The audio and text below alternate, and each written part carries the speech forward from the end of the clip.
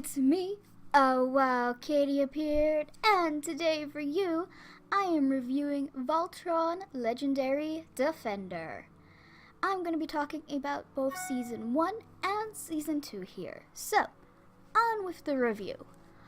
So, I heard about this show from a friend of mine who, whenever I talk to her, she always brings it up, like nearly every single time, and how good of a show it is. So one night, I was just looking through Netflix, and I saw it, and I was like, well, better see what all the fuss is about.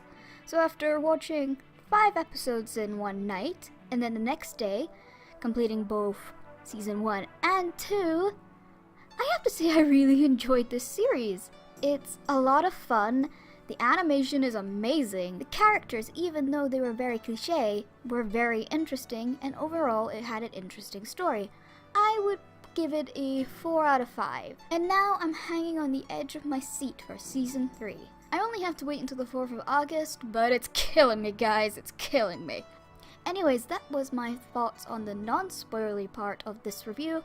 So if you haven't seen this show yet, then get your butts on Netflix, watch Season 1 and 2, then come back here, because I'm going to spoil a lot of what happens in the show. So, last chance, guys. Spoiler alert, spoiler alert, spoiler alert. If you do not want to be spoiled, then leave the video now. Okay, now that's out of the way, let's get to the spoiler part of the review. Let's first talk about the characters. I'm only going to be talking about 5 characters of the show, as if I talked about all of them, we'd be here all day. So, let's talk about the leader, Shiro. Now, Shiro is a very cliche leader type, with him being the oldest, very wise, and is pretty much like the dad of the group. I've even seen people online call him Space Dad, which fits him perfectly. It kinda makes me laugh, I'm not gonna lie. But he still has a very interesting backstory. He was on a mission with 2 other guys, kind of like collecting ice off of this moon surface. They all get kidnapped by aliens, and then Shiro fights in this Colosseum thing, and becomes their champion. So, how did they treat him after that? By getting rid of one of his arms, replacing it with a robot one, and dyeing a bit of his hair. Like, the dude's only been captured for like a year. Where did the weight come from? I mean, it looks cool and all, but why? I don't think they've really ever explained that, but oh well.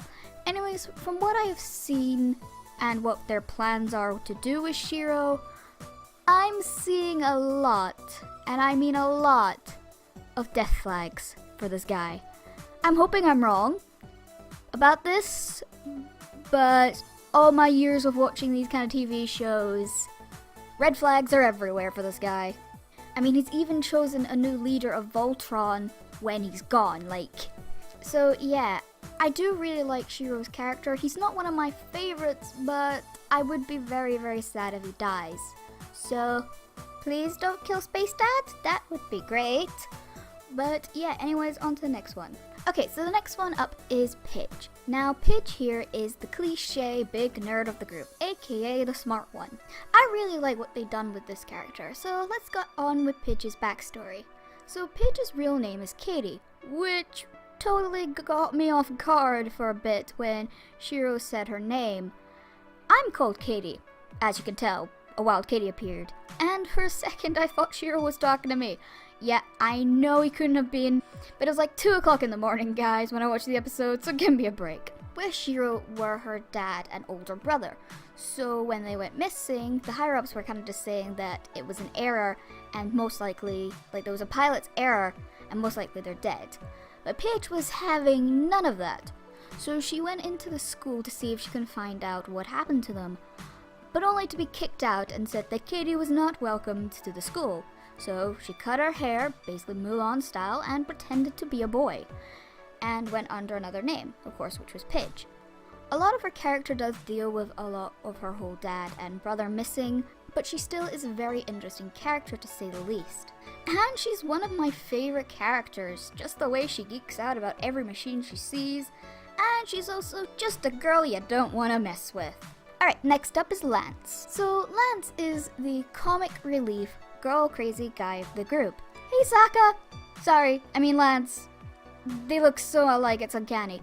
But Lance does have the potential to be a great character, but the problem is he doesn't get that much character development as much as the other characters of the show. That's one of my problems that I have when it comes to the show. It focuses more on other characters than it does on others. I mean, side characters I can understand, but Lance isn't meant to be a side character. He's one of the main characters. But he's treated like a side character, more so in Season 2. In Season 1, we do learn that Lance has his insecurities, and we learn that he really misses home and his family. But after Season 1, we really get nothing on Lance. He's just there, says some one-liners, and then he's done for the episode. I mean, we did have the second episode where it was focused on Lance and Hulk, but only thing we learned about Lance in that episode was that his lion works really well in water.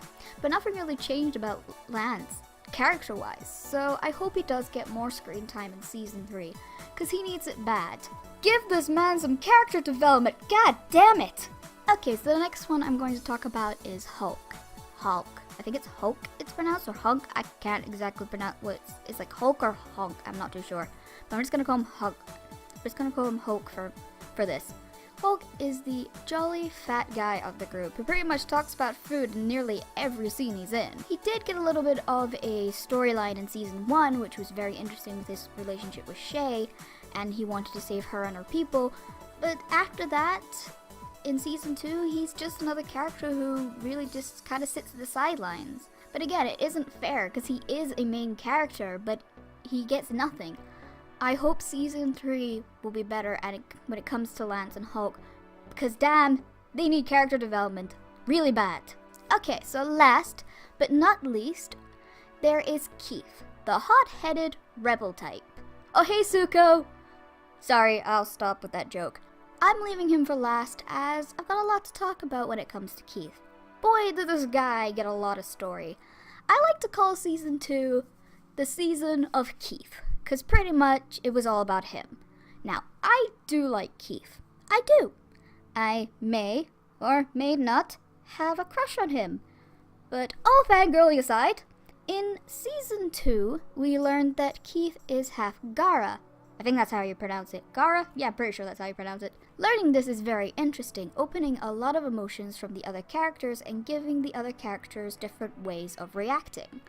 But only one character really had a real reaction to it, but we never really got to see anyone else react to it. Like, do they care about it? Do they not care about it? Do they still see Keith the way he's always been? Just the way they handled it was just not really well done, and it was like, eh. And the whole thing between Lance and Keith, like the rivalry between them, I know it's very one-sided, but I feel like Lance would have said something. But nope, nothing. Like, did the writers forget about Lance or something? Anyways, more on Keith. So, what I'm getting from the show is that they're pushing hard for Keith to be the next leader of Voltron, which makes sense since in the 80s anime he was the leader. But if that happens, then another death flag for Shiro, guys. All in all, I'm looking forward to see how Keith's storyline progresses, and maybe in Season 3 we'll get to see everyone's reactions and find out who's Keith's mom. Okay, next up I'm going to talk about the story. The story very kind of reminds me of Saturday morning cartoons, and I really don't mind that because watching this show kind of makes me feel like I'm a kid again. And I enjoy it even though I'm 22 years old, and I really enjoy the story. It's kind of one of those shows that doesn't matter what age you are, you can still enjoy it. Yes, there's a lot of cliches, and it's not like we've not seen something like this before. I'd have to say the only thing I wish they improved on was just the characters in general, like their storylines and everything. So hopefully in Season 3 they'll do that. Okay, my final thoughts. So, is the show perfect? No, of course not. But it's still enjoyable to watch. I'm interested in the characters and to know what happens next. Because I will say, Voltron Legendary Defender is very good at cliffhangers. Like, what happened to Shiro? Where did he go? Is Keith going to be the leader from now on? And also, what's Lance doing in the Red Lion? I'm talking about a clip that I saw in a Season 3 preview. But yeah, All in all, Season 3 looks good, and I know when Season 3 comes out, I will be binge watching the heck out of it. I hope you enjoyed this review. Tell me down below in the comments, what did you think? Do you like the show?